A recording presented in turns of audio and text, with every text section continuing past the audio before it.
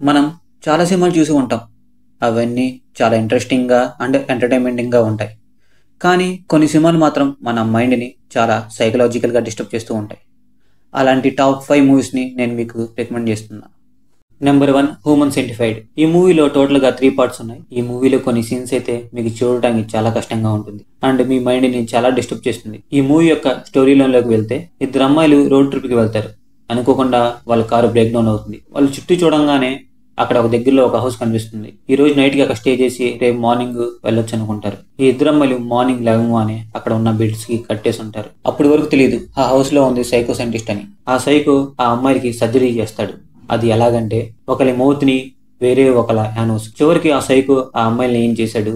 ఆ అమ్మాయిలు చివరికి ఆ సైకో నుంచి ఎలా తప్పించుకున్నారు అనేది story. Number 2 I saw the devil. ఈ మూవీ చాలా మంది చూసే ఉంటారు. ఒకవేళ చూడకపోతే ఖచ్చితంగా చూడాల్సిన సైకలాజికల్ థ్రిల్లర్ మూవీ. ఒక పోలీస్ ఆఫీసర్ వైఫ్ ని చంపడంతో ఈ స్టోరీ స్టార్ట్ అవుతుంది. తన వైఫ్ ని చంపిన సైకో మీద ఈ పోలీస్ ఆఫీసర్ ఎలా రివెంజ్ తీర్చుకున్నాడు అనేది స్టోరీ. కానీ ఈ మూవీ అన్ని రివెంజ్ స్టోరీ లాగా ఉండదు. ఆ పోలీస్ ఆఫీసర్ కూడా సైకోలాగా మారిపోయి ఆ సైకోని కొంచెం కొంచెంగా హింసించి మరీ చంపుతూ ఉంటాడు. సౌత్ కొరియా నుంచి వచ్చిన మంచి థ్రిల్లర్ మూవీ ఇది.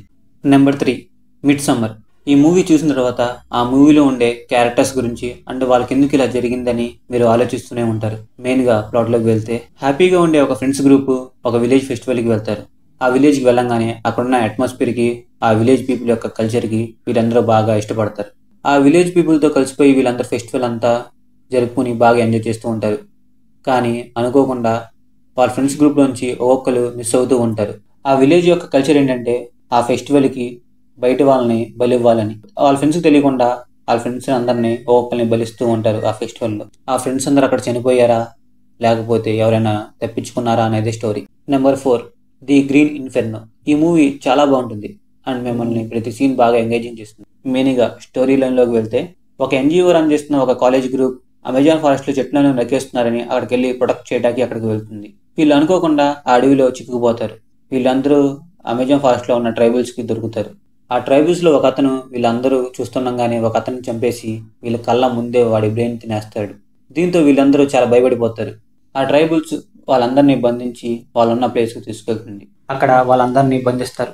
దాంతో వాళ్ళకి చాలా భయం వేస్తుంది. చూస్తే వాళ్ళ గ్రూప్లో ఒక అమ్మాయి మిస్ అవుతుంది. ఆ అమ్మాయి తప్పించుకుందేమో అని వీళ్ళందరూ చాలా హ్యాపీగా ఫీల్ అవుతారు. ఇంతలోకి వీళ్ళకి చాలా బాగా ఆకలిస్తుంది. ఆ ట్రైబల్స్ లో ఉన్న ఒక పిల్లవాడు వీళ్ళ దగ్గరికి వచ్చి ఫుడ్ ఇస్తాడు. వీళ్ళు బాగా ఆకలితో ఉండటం వల్ల దాన్ని తినేస్తారు. ఇంతలో అడుగున చూస్తే ఒక స్కిన్ ఉంటుంది. అది తప్పించుకుంది అనుకున్న వాళ్ళ ఫ్రెండ్ యొక్క స్కిన్.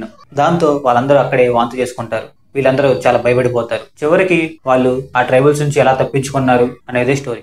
Number 5 hostel. 2005లో వచ్చిన ఈ హాస్టల్ మూవీ సా మూవీస్ ఎవరైతే ఇష్టపడతారో వాళ్ళకి ఈ మూవీ కూడా నచ్చుతుంది. ఒక 3 ఫ్రెండ్స్ పక్కనే ఉన్న ఊళ్ళో ఒక హాస్టల్లో అందరూ అమ్మాయిలు ఉంటారు. అక్కడికి వెళ్తే బాగా ఎంజాయ్ చేయొచ్చు అని తెలుసుకుని వీళ్ళందరూ ఆ హాస్టల్కి బయలుదేరుతారు. ఆ హాస్టల్కి వెళ్ళి అక్కడ బాగా వీళ్ళందరూ ఎంజాయ్ చేస్తూ ఉంటారు. కట్ చేస్తే అతను ఒక రూమ్ లో కట్టేసి ఉంటాడు. ఒక సైకో డాక్టర్ వాడి చెస్ట్ లో డ్రిల్లింగ్ మిషన్ తో డ్రిల్ చేసి బాగా టార్చర్ పెడుతూ ఉంటాడు. దాంతో వాడు బాగా అరుస్తూ గోల్ చేస్తూ ఉంటాడు. తరువాత ఆ సైకో డాక్టర్ వాడి కాలు అడుగు బాగాన బోన్ కట్ చేస్తాడు. దాంతో వాడి కట్లిప్పేసేసి ఇంకా నువ్వు వెళ్ళిపోవచ్చు నేను వదిలేసా అని చెప్తాడు. దాంతో వీడు లేచి వెళ్ళటానికి ట్రై చేస్తూ ఉండగా పడిపోతాడు. వాడి కాలు బోన్ కట్ చేయడం వల్ల. ఆ డాక్టర్ ఎవరు?